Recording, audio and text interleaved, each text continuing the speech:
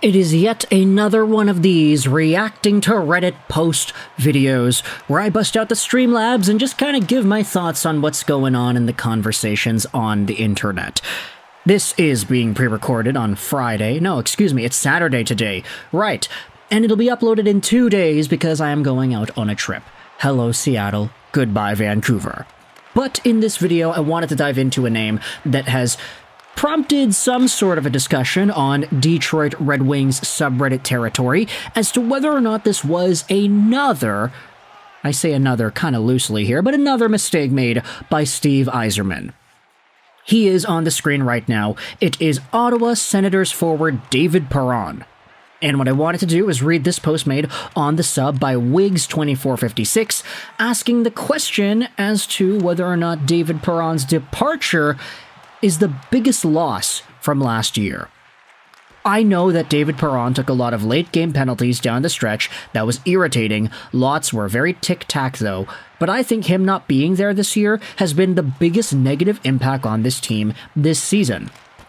David Perron was a locker room guy, a captain in his own right. The Wings need to find another guy like this. He doesn't need to score 25 goals, but maybe 12 to 15, but someone to give them some life and identity.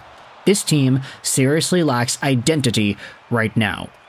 Of course, though, this video is being recorded, and this Reddit post was posted before the Wings played off against the Washington Capitals. This game is happening tomorrow. By the time this video is uploaded, this game would have already happened, but the most recent Wings game was the 5-2 loss against Toronto. Sorry, this is kind of how time works. I'm going to be out and about. But for David Perron, the Wings are coming off of a game against Toronto where they didn't really look all too cohesive. The first 2 periods sucked, the last period was a lot better, but ultimately, the bigger discussion revolving around Detroit and Todd McLellan is whether or not this team will be able to find an identity once more. Whether or not Todd McLellan will be able to bring the best out of these guys in a more consistent capacity than 20 minutes out of a 60-minute hockey game. If the Wings are able to get back to their effort, their agitative qualities, their pace from last season, then good things can happen, right? It's just, for this season, there are a lot of guys that haven't really been pulling their weight, a lot of players that are playing a little bit uninspired hockey right now. Even yesterday we made a video talking about Dylan Larkin, how he got called out by a portion of the fan base for not really bringing his A-game in terms of his leadership and on-ice control. But for David Perron, this was a guy who, last season with the Red Wings, posted up 47 points in 76 games played. He had 17 goals. The year before that, he had 56 points and 24 goals, whilst being an agitative force. Sure, he would take the penalties, but he would be a gamer, and he would always have his head in the game, really allowing the Wings to do whatever else it is they needed to do around him. Perron would get under his opponent's skin, really bring the fire to the fight, and his presence was greatly appreciated by those watching this team, because you can tell that when Larkin was out, one of the guys that would definitely step up and carry his portion of the workload was David Perron. He would always go out there with pace, he would make his opponents' lives difficult, and that was kind of the name of the game for this player. Now, the thing is, this season, Perron has actually been a lot worse. In Ottawa, he's got 9 games played, and he's got 0 points. He's a -4. It's kind of unfortunate when you consider how well the Ottawa Senators have been playing this season, how some of their top guys, Claude Giroux, Timmy Stu, Brady Tkachuk, Batherson, Norris, these guys have been freaking awesome, not to mention Shane Pinto, so there just isn't really enough room for a guy like David Perron to excel in Ottawa in the same way that he did in Detroit last season. I mean, 47 points is nearly unattainable now, considering the amount of games that he's been scratched and how little playing time he has been given with the organization. Sure, he gets minutes when he does play. I mean, 12 minutes, that's not anything to scoff at. But 0 points and a -4, definitely not in the same capacity as he was at last season. With this in mind, let's go back over onto the Red Wings subreddit post and read what some fans are replying to in regards to Perron being the quote-unquote biggest loss by Stevie Y's club from last season. Perron has 0 goals and 0 assists in 9 games with the Sens at a $4.75 million a year 2-year deal. Yeah, okay. That's the top reply. He had to deal with some serious family stuff this year, but let's leave that part out and only focus on the stats. He would have had to deal with that if he was at the Wings as well. I appreciate what he did for us, and he was very valuable, but no way I would have wanted him to stay. He's been really bad this year. David Perron is a great team guy, but I totally disagree. Jake Walman and Shane Gostisbehere are killing us. And that is a lot more feasible to believe in, because when you think about Jake Walman, he's been one of the more productive defensemen in the NHL this season. Shane Gostisbehere even more so. I mean, Gostisbehere, man.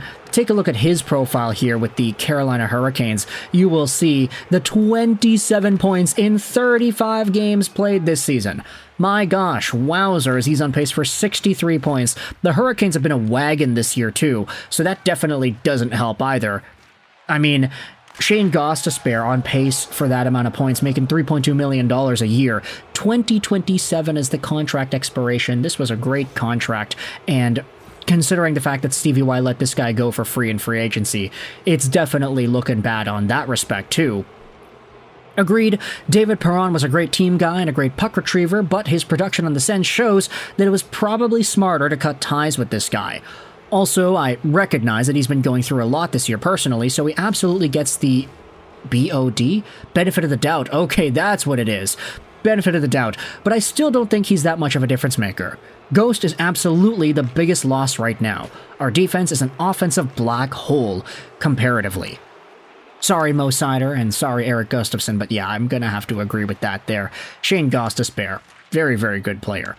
I get the team puts team first players first, but I think Yzerman really believed in one of the young guys would make that step and fill in Walman's scoring. Okay, they're still talking about defense here. David Perron's puck control and possession abilities are the most noticeable. It's something the Wings struggled at before he showed up, and then it's something that he changed for the team night and day. He didn't lose the puck and would always come out of the corners with it. Really huge for our entries, ozone control, and overall possession. The Wings missed that an insane amount. I think they made the right move by not giving him that contract, but they miss his puck skills and control big time. I wish there was a solid, available solution. Those penalties were not BS. When he couldn't keep up with his feet, he used his hands to hold or his stick to hook and trip. I love the guy too, and he added some great qualities to the team, especially board battles and in the locker room, but we don't need to whitewash his tenure here, and not signing him back, especially for what he signed for elsewhere, was the right move. It's one of those things where the Wings made the correct decision, but there's a lot they missed that they weren't able to replace.